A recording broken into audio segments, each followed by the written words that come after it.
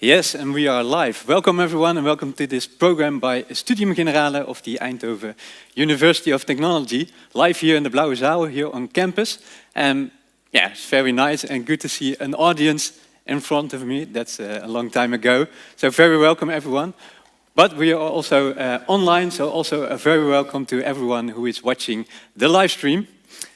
This program today is organized in collaboration with students of the student organization Liberation 040, Liberation 040.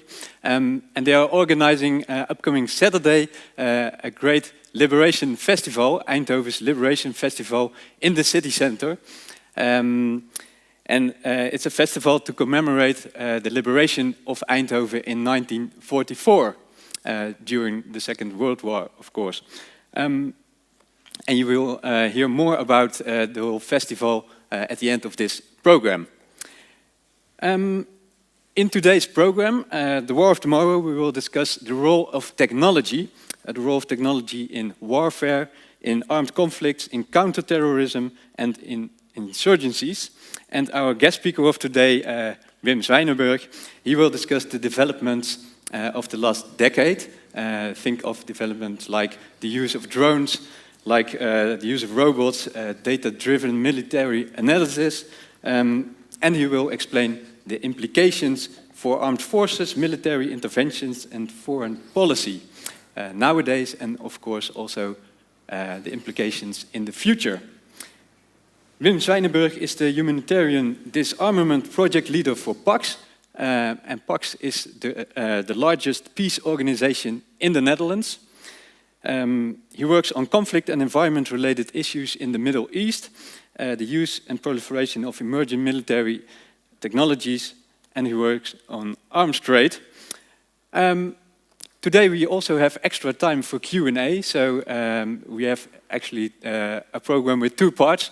The main part ends at 1:20, and after 1:20 we have some extra time for questions, but for everyone who has to leave the room, feel free to leave the room to go to class or to do other important things you have to do. If you have just questions, also for the people who are watching the live stream, if you have questions, you can ask your questions in the chat. And for people here in the audience, you can ask your questions just by raising your hand, and then a colleague of mine will come to you with the microphone. Yeah, so for now, let's start with the lecture, and please your attention and a warm welcome for Wim Zwijnenburg.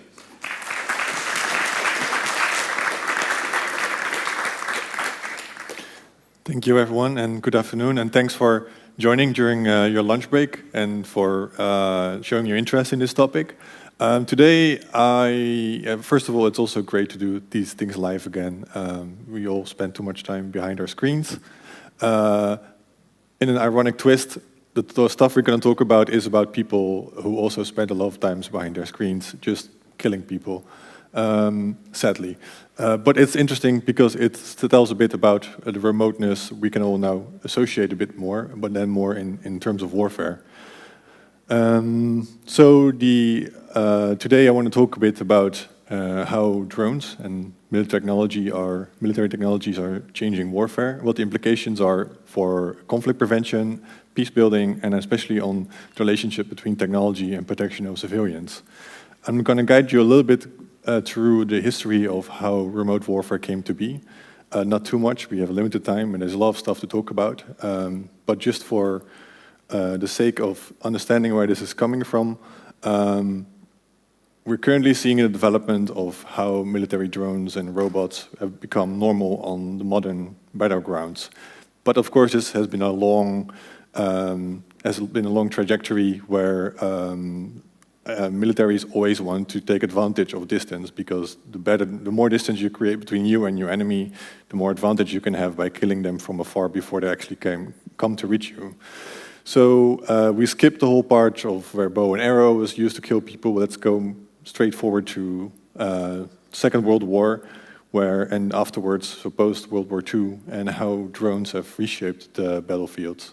So I use here a small example from some German tracked radio-controlled vehicles captured by the US in France, where they used these small mini tanks full of explosives they could control by radios and then drive it under a tank and then blow up the tank. It's very effective. And we also seen already in World War I where small planes, radio-controlled planes, were used to scout enemy positions.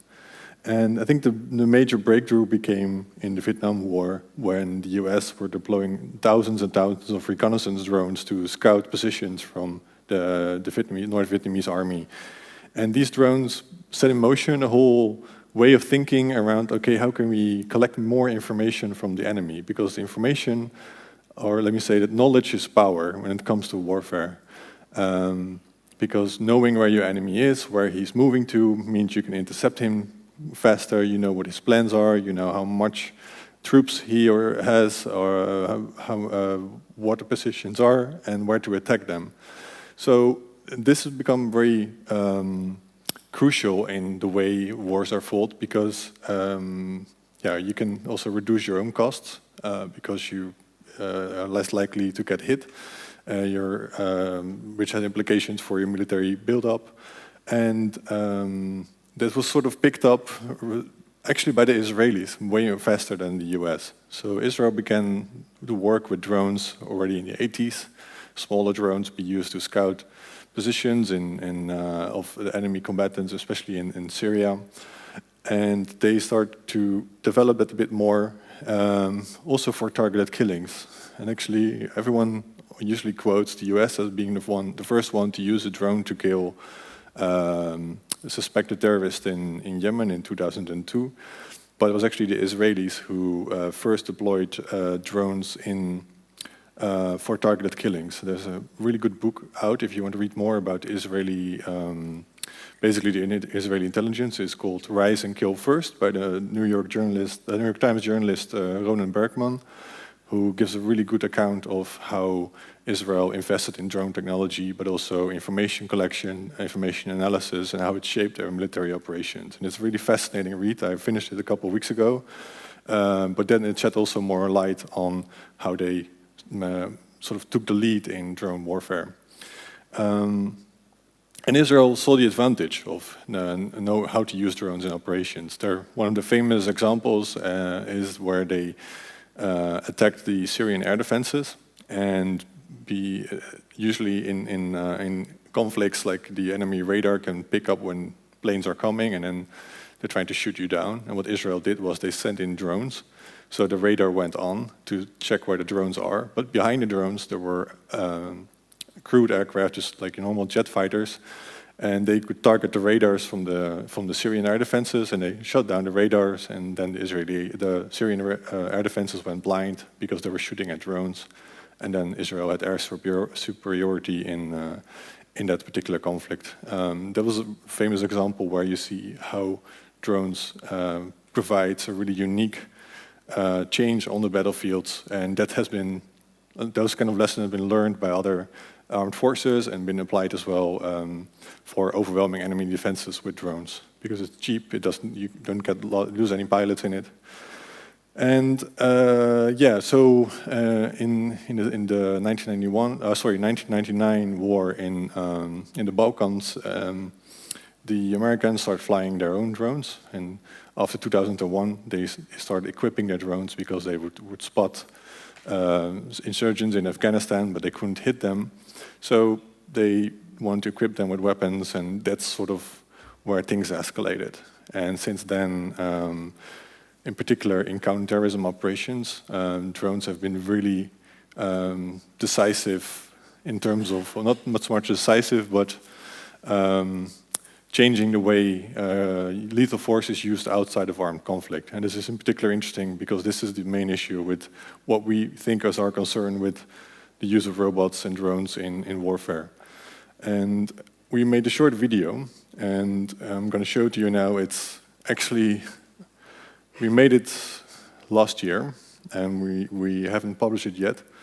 But this particular video is interesting because of a drone strike that happened 2 weeks ago when the US was leaving Afghanistan, and they the last thing they did was target a car in Kabul, which they said was had an ISIS Afghanistan member in it.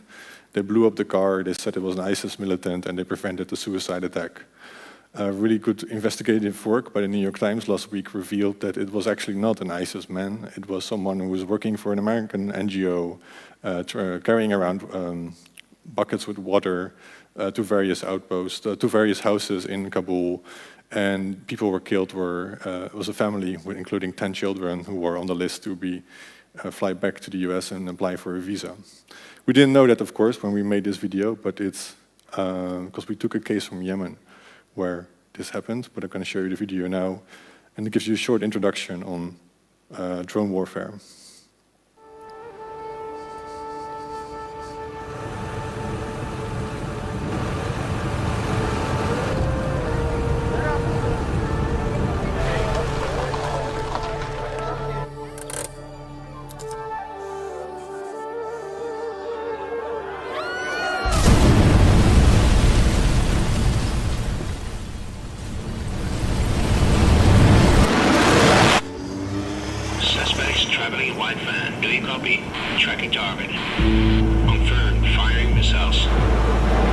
Since 2002, countries such as the US have used armed drones to target suspected militants as part of secret killing programs.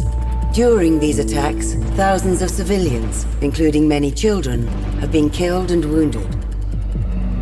There's growing international protest against these unlawful targeted killings.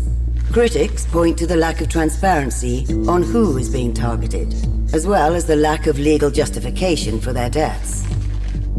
Lawyers say such killings risk undermining international law, which puts strict limits on the use of lethal force.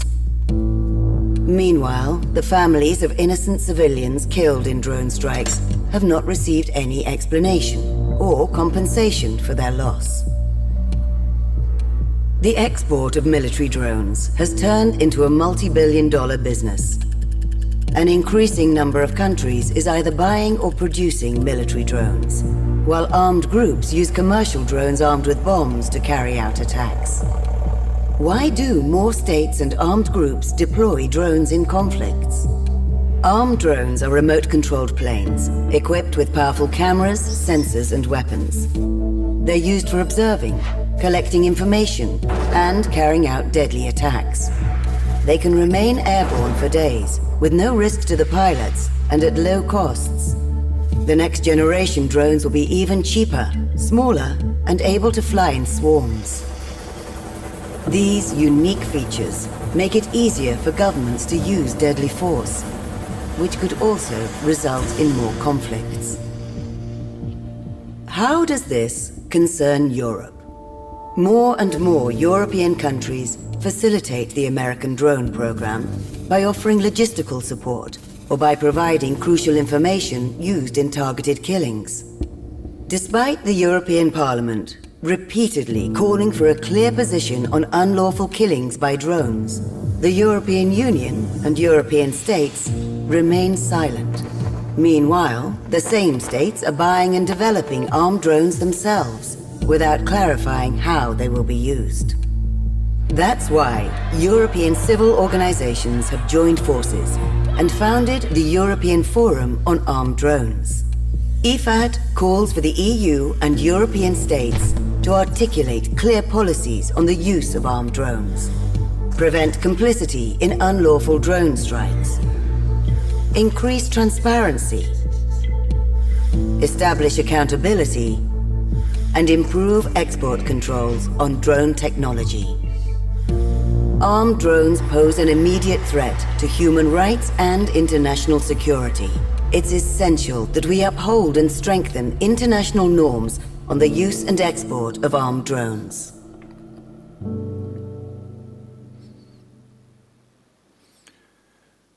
So this was a short summary of how drone warfare is currently problematic, in particular outside of areas of armed conflict. And over the last decade, has been a big legal debate on the justifications for these targeted killings outside of armed conflicts. And I've talked a little bit about the use of drones inside of armed conflicts, which I think can have an advantage because you have a clear image of the battlefield. You can make theoretically a distinction between civilians and the military, although the case from Kabul shows how difficult it is. We come to that later. But in regular situations, there are many advantages, and we're not necessarily against armed drones.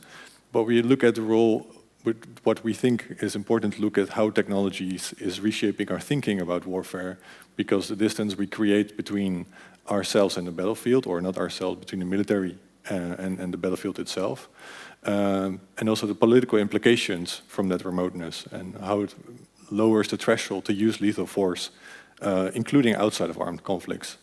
And we link this with the proliferation of technology. So more states and non-state actors, which we talk about a little bit later as well, have now access to this technology, have the means to use precision warfare, and are applying that because they can use it in situations where they don't have to take risk by sending soldiers on the ground to carry out these missions, which means more political risk because it means people might get killed, and when body bags come back, it could create public resistance against the involvement of soldiers in foreign operations. So we see that particularly in Europe and the US, where there's no interest to use or to send troops in harm's way because men and women can be killed, and people don't want to fight to send. You see it particularly around Trump was very much opposed against those forever wars, and under Biden as well, because we don't want to fight these wars anymore in situations where people feel like, oh, what are we doing there? So what else? But still, there's a necessity or a perceived necessity to counter insurgents or armed groups or terrorists, depending on whose definitions you use. And so you have this technology that provides you with the means to basically kill people and take away this threat, and still demonstrate that you're willing to do something without having to take the political risk at home. And I think that's the concern we have with the more availability of drone warfare. And yeah, so looking ahead, the question is now is like, what does it mean for warfare itself? And I've listed a couple of things which I briefly want to walk through. So we see the use of drones is now ubiquitous. Like everyone, or basically all militaries in the world are using drones for, as I said, for collecting information because of the military advantage. Well, that's normal. But we also see more states are arming their drones. And the US is being the main user of armed drones, but we see states like China and Turkey, and in particular Turkey has been using drones as not only for selling them, but also as a way to, as a sort of what they call drone diplomacy. So you sell drones to certain states and you use that to strengthen your connections with those states and to exert influence on policies abroad. So Turkey is exporting a lot of armed drones to Northern Africa. We've seen Turkish drones being used in operations in Nagorno-Karabakh, in Azerbaijan-Armenia conflict. Ukraine is now acquiring them. We have allegations of drones being exported to other conflict states.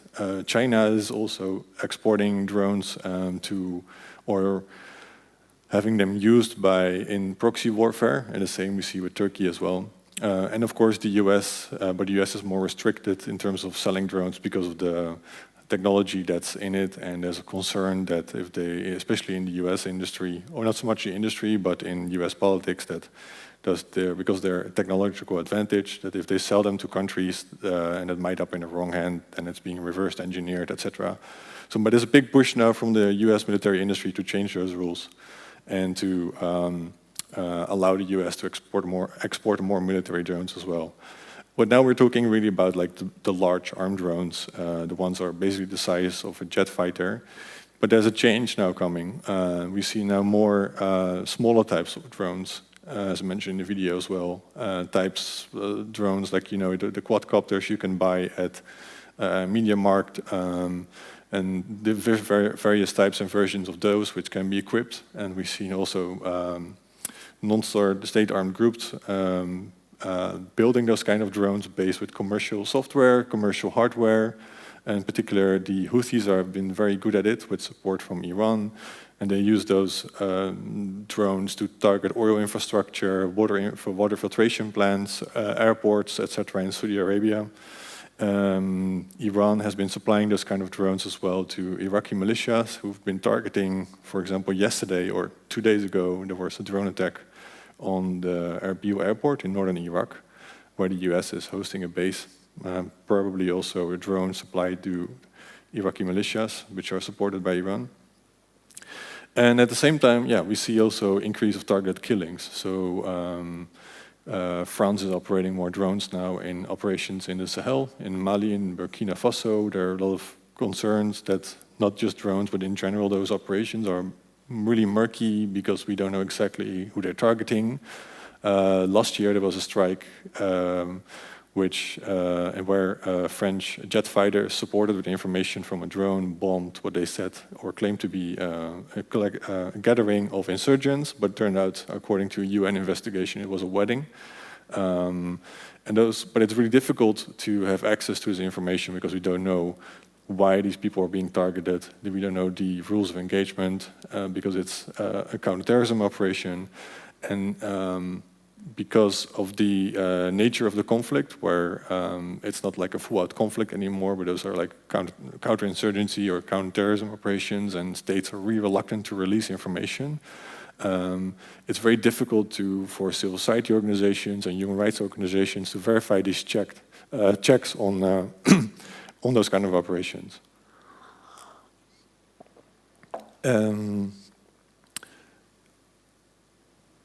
So, as I mentioned earlier, what is exactly driving modern warfare?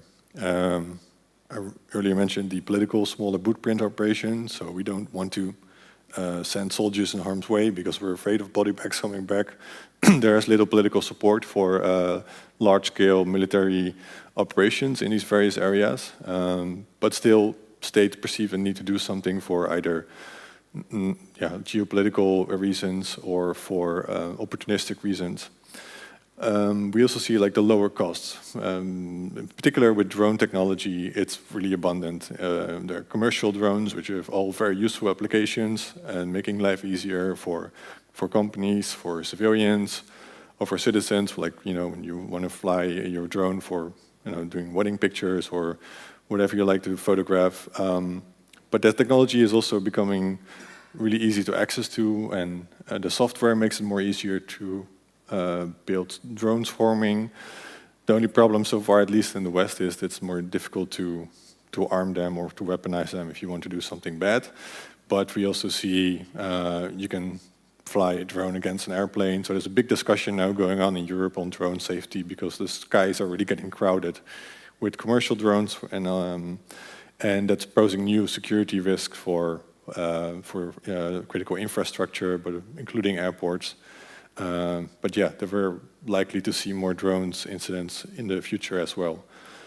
The other thing is data. So drones also have a lot of sensor systems, and that combined with other intelligence. So we have, for example, all heard of the NSA, who is collecting massive amounts of data from cell phones, from computers, and that's being used in all kinds of algorithms to determine if someone is a threat or not. And there are already allegations from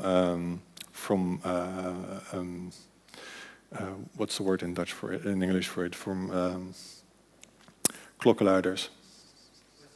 Whistleblowers, thank you. There have been programs in Afghanistan and Pakistan where target killings have been carried out based on algorithms that made a person susceptible, a suspect because he was driving to a certain area, he was making calls with certain people, and therefore they decided this person was a threat and was targeted. Similar allegations are also doing its rounds in the US-led coalition in northern Iraq during the fight against ISIS in the period 2014-2019, which is now being investigated, where also data from various intelligence agencies from the West have been used to build patterns of behavior for certain people, and then based on that wide interpretations, people have been targeted. Allegedly. So there's still now research going on by various investigators to understand a bit better what's happening, but that's also driving warfare, and then we come into the new discussion on automation of killing and into autonomous weapon systems, which I don't go in at the moment. It's a more complex debate, but it's interesting. Because we will see that happening with more where algorithms are used to identify objects or people as a threat and then being targeted. And PAX is also a member of the campaign against killer robots, which is trying to stop this whole process from happening and to create a legal framework and to create a ban on fully autonomous weapon systems without meaningful human control. But before we get there, there's still a lot of other stuff we should be worried about. Including in the EU, where there's a big push from the defense industry to develop their own drones. And to give you one example on one of the ethical and political implications of drones is the use of also military drones in the Frontex operation. And recent research, including by Bellingcat, an open source research investigative collective, have shown that there have been a lot of pushbacks on the sea from migrants trying to get across the Mediterranean Sea. And now drones are being used to spot those kind of groups or those kind of boats. And because usually they have to, under the maritime law, when one ship sees another ship that's going to sink, then you're obliged to support that ship. But now, with more control via cameras or drones in the sky, we can see where they're going. And you can also opt out to do nothing, because basically you can't help them with a drone. And this sort of persistent surveillance systems with military drones is also posing this new kind of questions on responsibility, on ethics. And that's one way where we're concerned about how sort of the remoteness of technology is creating more distance between people using the technology and people who are impacted by the technology itself on the ground. But moving forward a little bit on the technology, and which is a bigger concern currently among in particular Western states. As part of our work, we talk with a lot of states on the implications of drones and drone technology. And interestingly enough, when we talk with Western states, they don't want to talk about the implications of drone warfare, but they're very much interested to talk about non-state actors and the use of drones, which, granted, is an issue. We see with the what I mentioned earlier with the Houthis, with Iran, but soon also other countries are developing smaller drones, and especially the defense industry is picking up very fast in all over the world. We can also see how they can undermine risk security. They could lead to escalation of conflicts, or it could actually hide involvement of certain states in lethal attacks. And last year we published a report about this, and I want to show you a short introduction summary video that sort of visualizes the challenges with those kind of drones.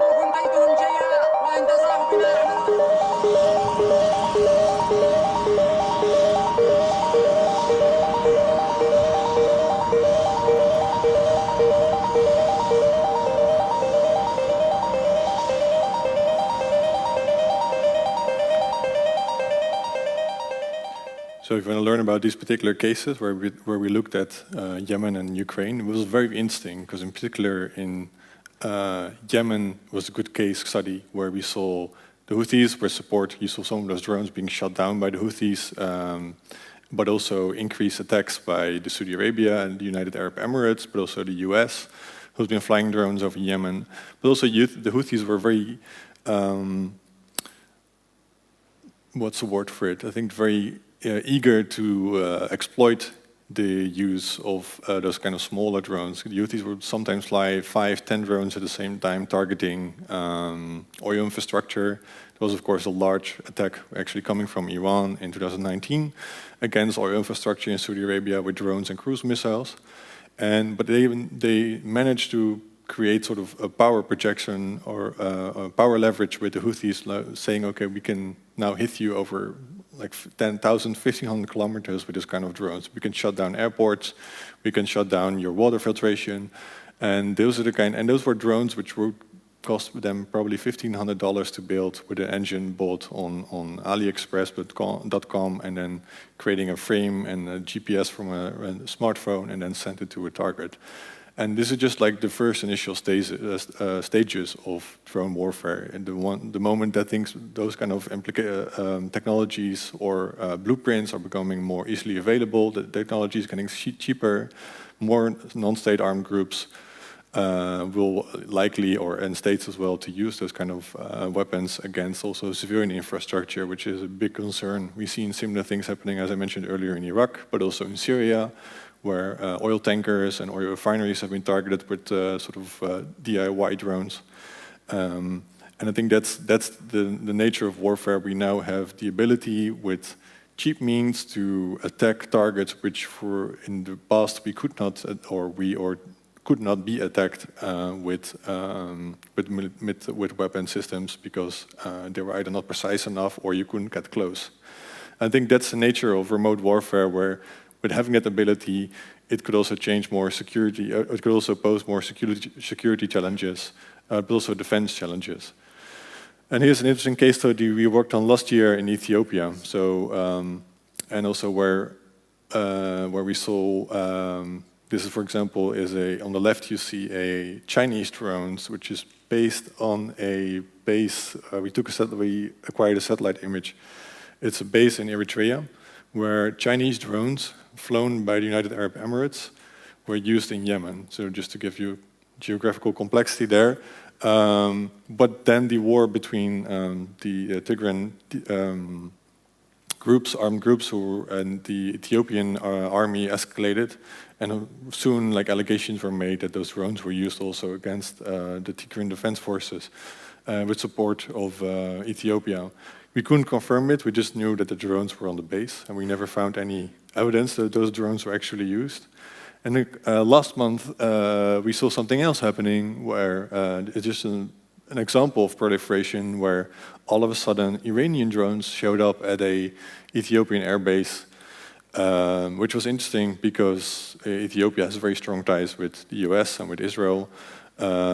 Actually, Israel sent some commercial drones to help fighting locusts earlier this year in Ethiopia. But now, all of a sudden, Iran has acquired, or Ethiopia has acquired military drones from Iran. And we can see how the drones become an important foreign policy tool for many states, and why there's such a drive in investments in drones. And earlier I mentioned also the swarm technologies. You saw a couple of it just in my morning in the train. This weekend there's a military DSI. It's sort of military market in London, and all the defense industries are now marketing their smaller drones. And this was posted on Twitter this morning. I thought it's a good example where you see drones are now becoming the sort of major push for the defense industry, and at the same time also counter drones. It's also a multi-billion-dollar market that's sort of reshaping our thinking around warfare. So we want to take less risk, but spend more money on it. But at the same time, the question is also how does it impact security and challenges? I'll skip this one. The reason, of course, why we're here, and I want to raise this topic is, okay, how does it link with peace building and conflict prevention? Because the military has become very good on how to kill people, but often they don't know who they kill. And we've seen this in these counterterrorism operations in Afghanistan, Pakistan, Somalia, and Yemen, with thousands of civilian casualties, and with the worst example happened last week. And the implications, what it means for, can you win war by just killing people even though it costs you less? And what does it mean for protection of civilians when technology has become such a decisive factor on the battlefield, but it's not embedded in a strategy around why our wars are being fought? How is it helping actually to solve wars? And I think there's so much sort of a fetishization of technology in warfare, where there is no thinking around to what extent, to what end does it work, that it's going at the cost of civilians. And I think that's one of our major concerns with the increased drone warfare and increased use of robot technologies, if it's on a ground vehicle or a flying platform or on a boat. It's just the militaries are so much focused on projecting force, showing your enemy that we can kill you can kill them or they can kill them, but there's no little implication on what it means for safety for civilians, for international security, and in particular how much money is being spent in those kind of developments. And we're trying to raise those kind of issues in debates with states, in the UN, in the United Nations. We're trying to raise those debates, in public campaigns, and trying to inform people about where their money is going into and where investments are going into. But still, it's a big struggle to get a clear answer. Also in the Netherlands, where the Dutch government has acquired 4 US Reaper drones, the ones were used in those target killings. We asked the government, okay, can you give a clear policy on how these drones are going to be used, but also how you're not going to use them, what legal framework you're going to use when you use lethal force. And so far, the government, not just the Dutch government, but many European governments have been quite silent. Nobody has been very vocal about the extrajudicial killing campaign in the US. And it's something we feel is of concern, because there is no pushback against those practices, which risk undermining international legal principles. And that's just the armed drones we're talking about, but that's going to get worse with the spread of technology, in particular with smaller types of drones and autonomy. I see my time is always up.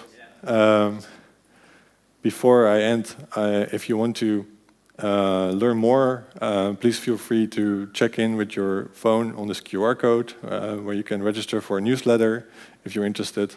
And yeah, looking forward to have any questions, and I'll leave it at this for now. Thank you very much.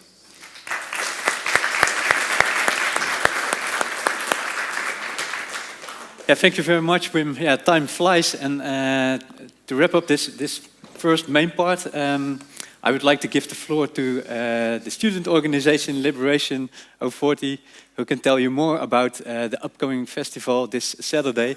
And you can stand here, Tatum Simons, who will tell you more about the festival.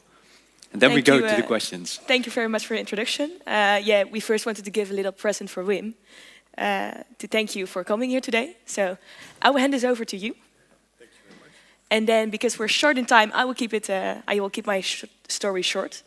My name is Tatum. I'm together here with 3 other students.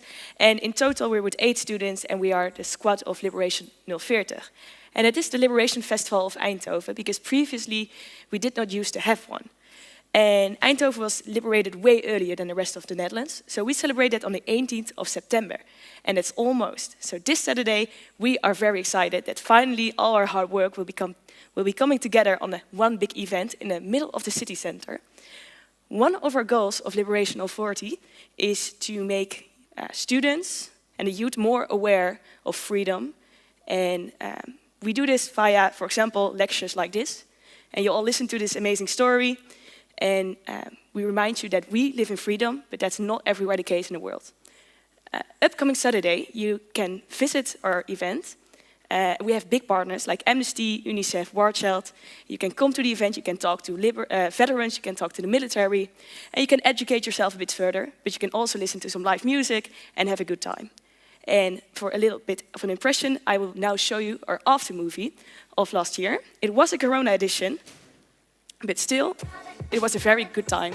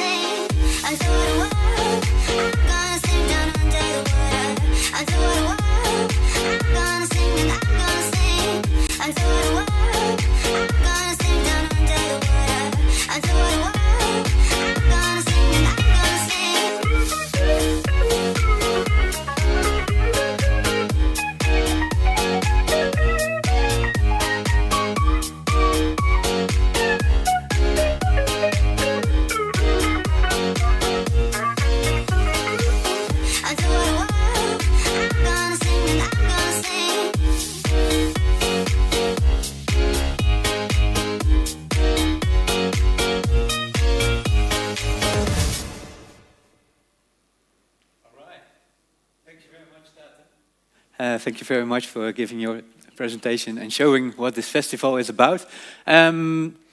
This is the end of the main part. For everyone who is watching the live stream and who would like that for bachelor students and who would like to register for SGNUs, you can find the link in the chat to the online registration form.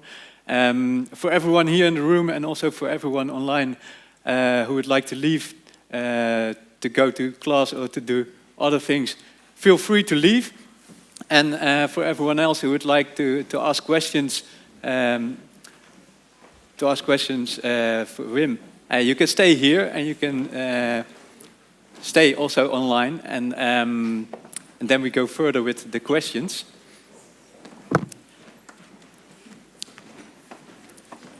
So Wim, if you would like to join me on stage again, I hope your mic is still working. Is your mic working? Should be, yeah. Yeah, okay. You can twist it there. Yeah, perfect. There was already one question in the chat, in the online chat. And the question was, is there an estimation in this field where we can calculate the ratio of actual threats to civilians, deaths, of drone attacks, and how that compares to other methods of combat? I didn't get the question. So can you compare the ratio of actual deaths by drone attacks or other new technologies compared to the old way of fighting combat? It's a good question because it depends also on the context. So if you take counterterrorism operations, the problem there is, of course, again, transparency. We don't know how many attacks have been, we have an idea of how many attacks have been undertaken, but there's no comparison.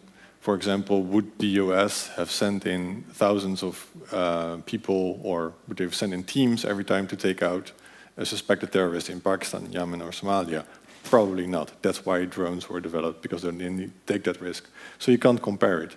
In normal operations in Afghanistan, there has been research done by the Pentagon, which has not been made public, but the research itself, but the findings have been made public, which shows that there were more civilian casualties by the drone strikes than by other operations. Unfortunately, that's still classified, but the person who did carry that research for the Pentagon was able to share at least the findings. So we don't know what the calculations are being made. But yeah, so and with the drone strikes on what we've learned so far, every time a drone strike took place, that investigation is crucial, because the US always say, no, those were not civilians, those were militants. And time again, research by human rights researchers, by journalists, shows that often those kind of statements are wrong. So the organization Air Wars does amazing work in tracking those kind of allegations, doing ground research, interview people. The New York Times, of course, have done really good research.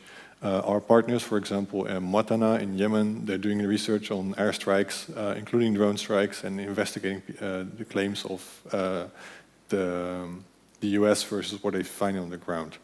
So it's really hard to compare those kind of, or to make those links with normal use of military force, because it's often clandestine or secret information, but the really good work by investigators shows that often they're more than not, the official claims are wrong, and there are more civilian casualties.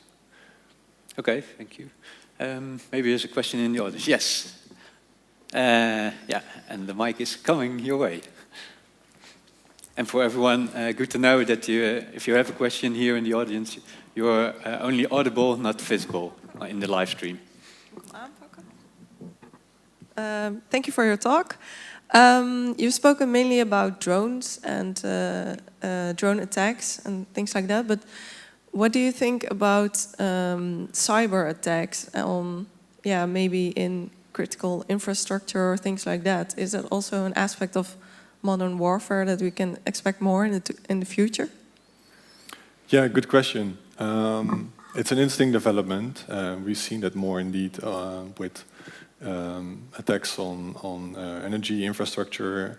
Of course, with the Stuxnet developed by the US and Israel as a main attack vector, the most known case. But that's also where the problem again is on accountability, because we don't know who are developing them. You can hide those kind of codes, or hide who developed the codes. But in terms of cyber warfare in itself, it's more, I find it difficult because it's in this murky area between intelligence operations, where you infiltrate and you collect information from your enemy, to direct attack by installing malware to take out enemy defense systems or civilian or dual use infrastructure. So which is more like sabotage operations. But in terms of, is it warfare? I'm always cautious with using that kind of word, because it has legal implications when you say something is an attack, because maybe you force states to respond to it. But that's something I'm tracking a little bit, but most of it is also outside my area of expertise, so I can't really comment on that in terms of what the future will be. But there's also, I don't know, what I'm cautious of is a lot of hype around it that's being used also to drum up stronger responses from the military. But it's a good question, which I would leave to an expert on IT to answer in terms of warfare. It's not, Sorry if I couldn't answer that, but I just have to be honest about my knowledge on that. Okay, there's another online question, Wim. Is there a reason drone attacks are not as much condemned internationally as, for instance, chemical attacks, nuclear attacks or biological attacks? Well, those are all banned under international law. I think that's one reason. And I think, of course, those are very visible, and you have a lot of,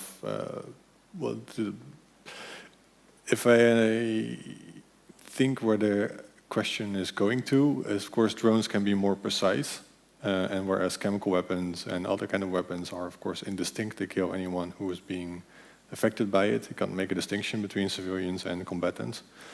Drones can, but I think one other reason why it's not being condemned is the states don't want to speak out too strong about it, because they might feel they want to use the same technology in their operations as well.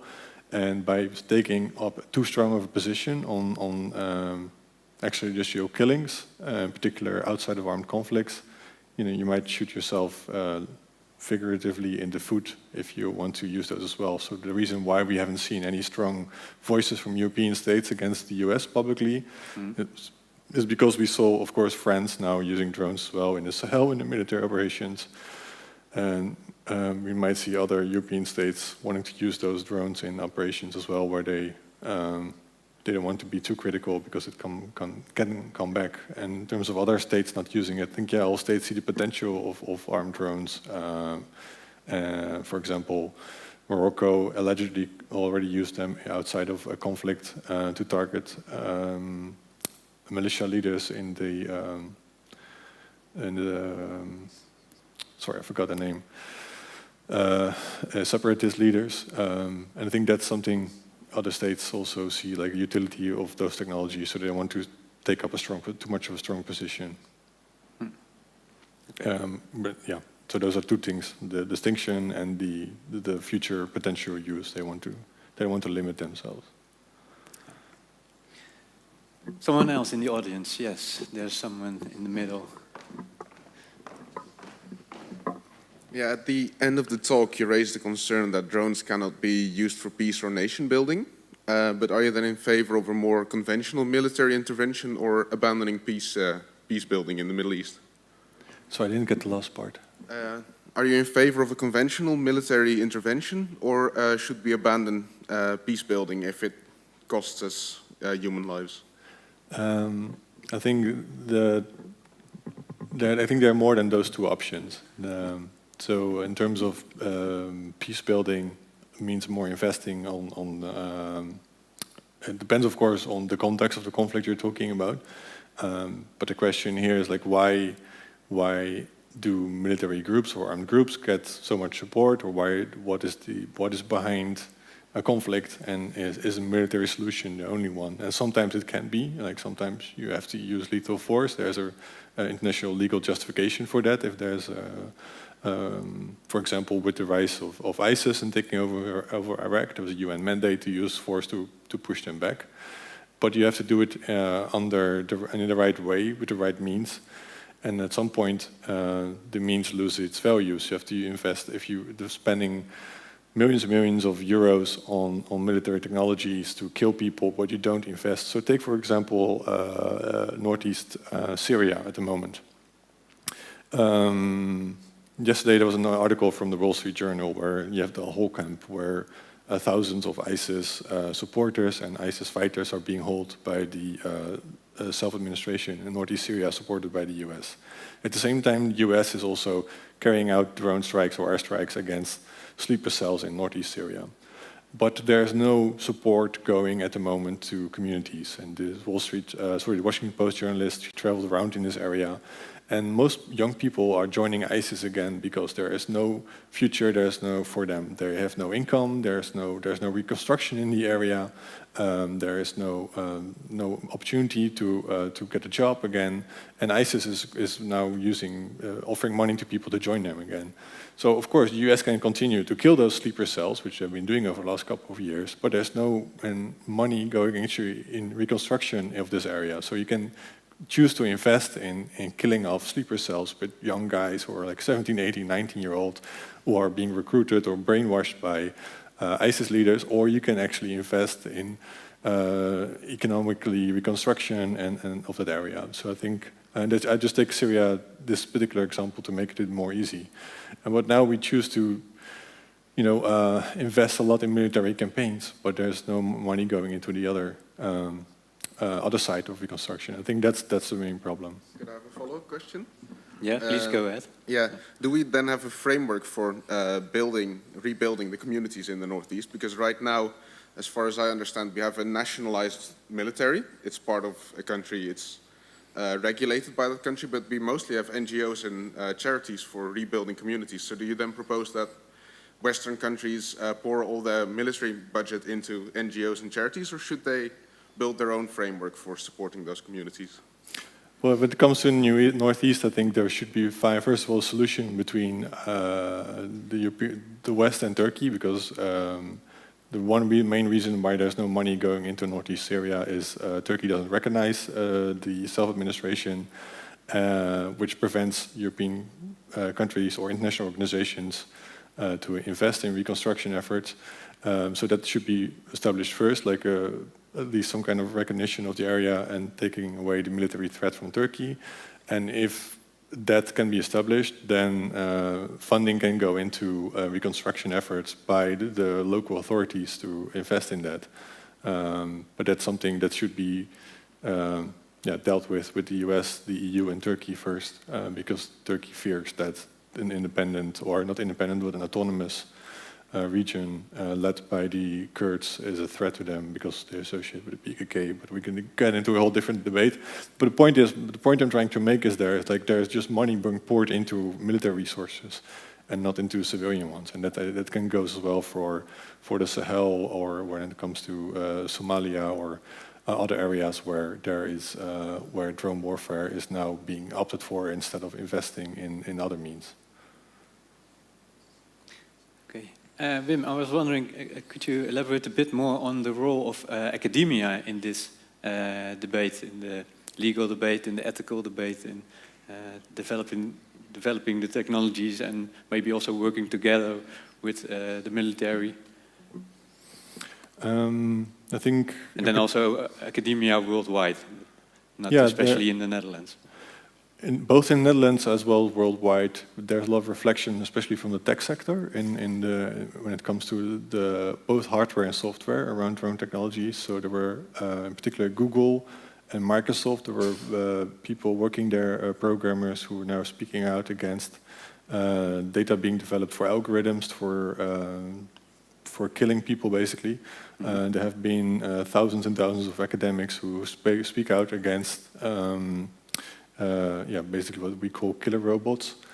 I think that's an interesting development where you see more critical attitude. Of course, the military depends a lot on academia and for research, in particular technical universities, including in Eindhoven, but also in the US. There's a lot of money going into universities, and they're using, or not using, but like investing in departments or recruiting people from programmers or specialists and to be involved in developing of weapon systems or software. So I think there's also the need to be critical reflection from universities or from academics, like, okay, what's my work being used for? Can we do something about it? Can we put a limit to it? Can we say, okay, I'm willing to see all the utility of developing algorithms or artificial intelligence or machine learning, but it cannot be used for these kind of operations.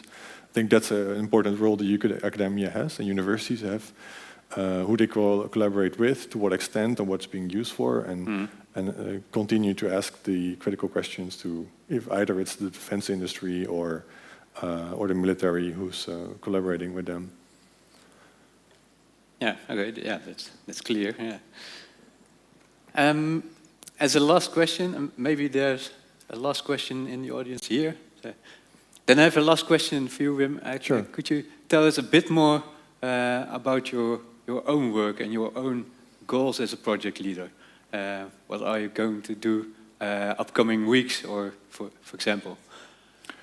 Working on? Yeah, I think at the moment what we're trying to do now is to raise more awareness among the Dutch audience on what the implications are for this remote warfare, both from drones and lethal autonomous weapon systems.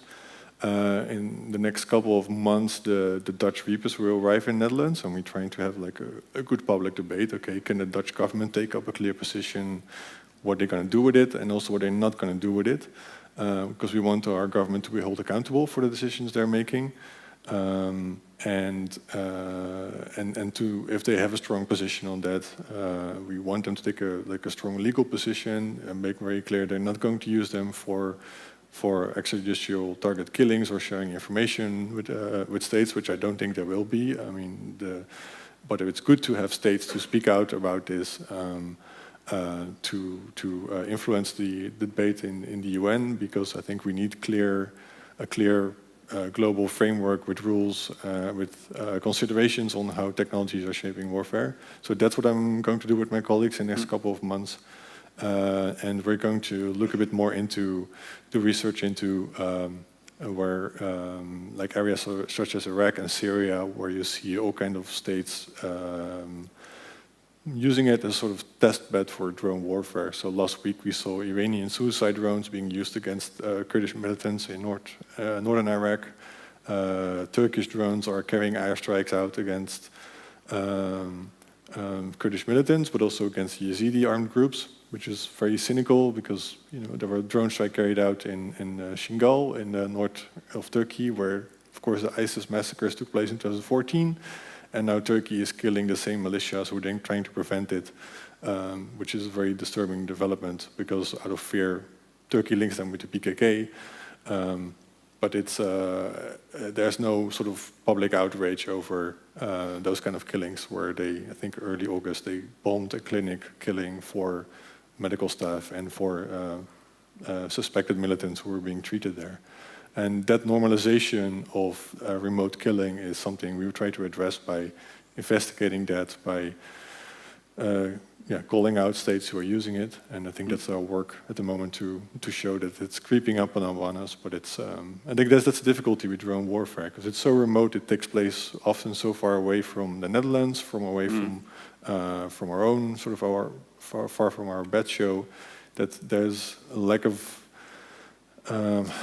understanding how easily it can creep upon us, but what the implications also are for citizens, civilians in those kind of conflict areas. And we're trying to visualize that through the work that we're doing. Yeah, so and a presentation like this is also part of it. Yeah. Yeah. So a lot of important work to do. Thank you very much for being here, for giving your presentation and answering all the questions. Everyone in the audience, thank you for raising your questions. Also, people who watched the live stream, thank you very much for joining today. So time is up, and I hope to see you another time at Studium Generale. Thank you very much.